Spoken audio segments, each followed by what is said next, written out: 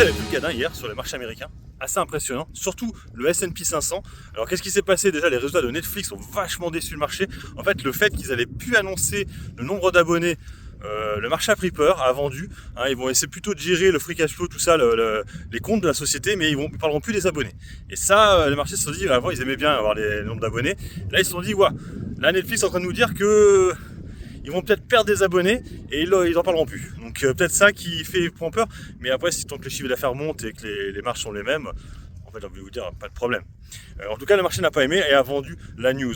En plus, au S&P 500, ce qui s'est passé, c'est qu'il y a eu aussi beaucoup de valeurs technologiques. Je pense à Nvidia, je pense à Super Microcomputer, je pense à ARM. Je ne crois pas qu'elle est au S&P 500 ARM, mais bon. Des valeurs en fait IA dans les microprocesseurs qui se sont effondrées. Prise de bénéfice, je pense, avec en plus l'histoire des taux. Vous avez vu que Powell a l'air de dire que finalement, il ne baissera peut-être même pas du tout les taux en 2024. Et ça c'est un peu un problème sur ces valeurs-là qui sont assez endettées en général. Donc ça a beaucoup chuté. Moi j'étais content hier par contre parce que c'est vrai que Paramount m'a fait plaisir, plus 13% sur Paramount. En fait ce qui se passe c'est qu'il y aurait un conglomérat de deux sociétés, qui c'est pas un conglomérat mais bon deux sociétés qui se mettraient ensemble. Donc Apollon qui avait déjà fait une offre et Sony qui voudrait faire une offre en plus de celle de Skydance qui serait je pense beaucoup mieux valorisée pour un actionnaire comme moi, et du coup ça ferait on pourrait l'avoir à 20$, voire un peu plus si ça va jusqu'au bout.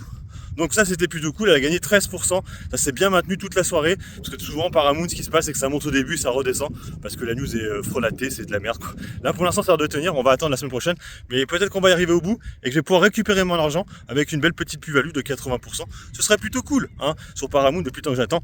Allez sur ce, moi je vous laisse, bon investissement, et puis bon trade, ciao ciao.